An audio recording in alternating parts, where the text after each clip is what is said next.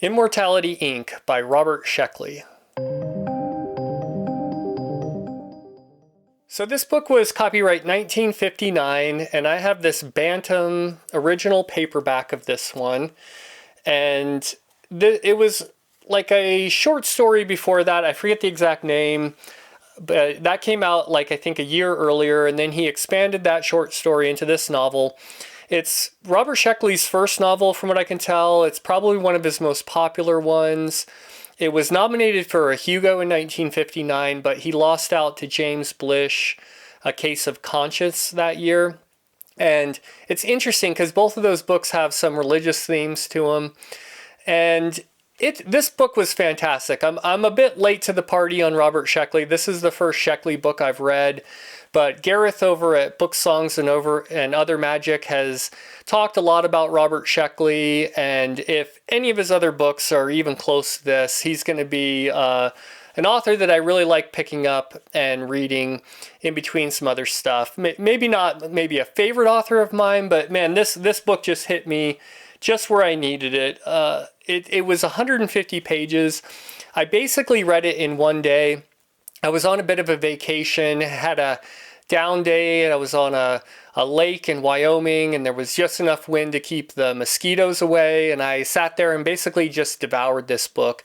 I would be tempted to give this book 5 stars, but I think I had read some really long, slower, duller books that I just didn't quite enjoy that much. And this was just what I needed. It was fast-paced, entertaining, humorous at times, full of all kinds of concepts and ideas. It was thought-provoking, and it was just what I needed. So if I think about it realistically, it's probably a 4-star book to me, but at the time of reading it, I was just all in and really enjoyed reading this one.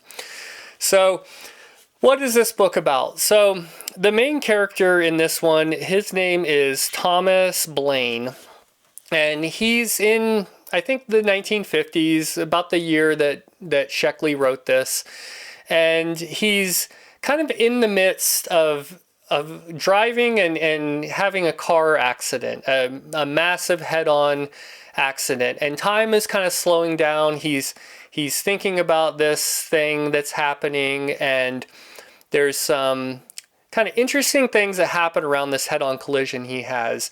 And Sheckley, everything that's written in this book, the characters our main character meets, these events, they all have some meaning. You have to, if you pay attention to this one, you can see he did a really good job wrapping everything together, tying up all the loose ends.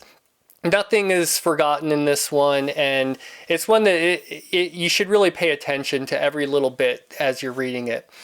But some weirdness is happening while he's having this car crash, and he ends up dying, but he wakes up 150 years into the future, and he's in a different body, and he realizes that the world has completely changed.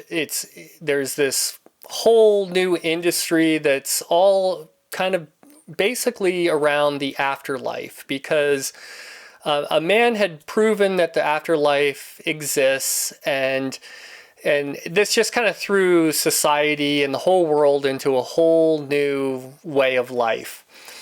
Now, he finds out that there is probably a reason he was brought forward 150 years into the future. There's some kind of conspiracy going around all of this. He's meeting people that give him bits of information. It really drives the plot, and I'm going to try not to spoil anything in this one, because I think most people that watch my channel would really enjoy reading this book. But he basically goes on this fast-paced adventure, trying to figure out why he was brought into the future, what all these things mean, and it comes to a really great conclusion. The whole book was fantastic.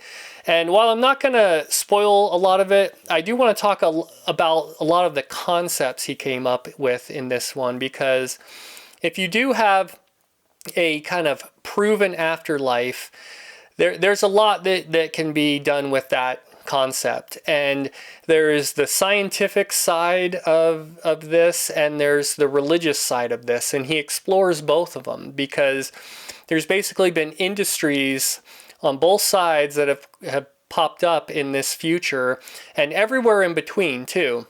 And it's really kind of the meat of this one. I knew Robert Sheckley wrote some humorous stories, and there's definitely humor in this one, but he's really exploring a lot of these concepts with, you know, science. And I wouldn't even say science versus religion. It's science and religion. Some kind of deeper ideas and concepts, but he has this humorous flair to it, to where he doesn't take it that seriously, and it would be hard for the reader to take any of it that seriously. But that being said, it's still very thought-provoking. He comes up with a lot of really interesting ideas and ties all these different concepts into this. And these are some of the concepts he came up with. So I had to write them down because there were so many. So there's suicide booths, and if you could imagine, if there is an afterlife, maybe going into a suicide booth and committing suicide isn't the worst thing in the world. There's transplants, which can be done in a variety of ways. This is transplanting your conscience into another person or entity. It could be done for short periods of time or maybe longer. There's kind of this whole anarchy happening in society because death just really doesn't mean what it meant before. And there's a whole religion that crops up called the realization religion. There's hereafter insurance. So if you really want to make sure you're going to make it into the afterlife, you can pay a company to give you insurance so that when you die, you're guaranteed to make it into the hereafter and possibly further. Reincarnation's an issue, the church of the afterlife. There's these berserkers who are basically humans who go berserk and kind of try to kill as many people as they can before they're taken down. There's ghosts and zombies, and these are explained in a very interesting way in this new future world. And there's legalized hunts where you can be a hunter or you can have people hunt you down if you decide you want to go out kind of with a bang. So it's really amazing how he wraps all this into this very short novel. Like I said, it's very entertaining. I'm definitely going to be reading more from Sheckley in the future. And I think most people that watch my channel, if you haven't already read some Sheckley, then you definitely got to check him out. So I'm looking for some recommendations on the next Sheckley to read. Since this was his first novel, maybe I'll go in order. I can't remember what the second novel he ever wrote was, but let me know some of your favorite Sheckley stories as well. And next up, I'm doing a buddy read with Richard Rempel over at Vintage SF. We're reading Snow Crash by Neil Stevenson. So look for that video coming out next. And once again, thanks for watching.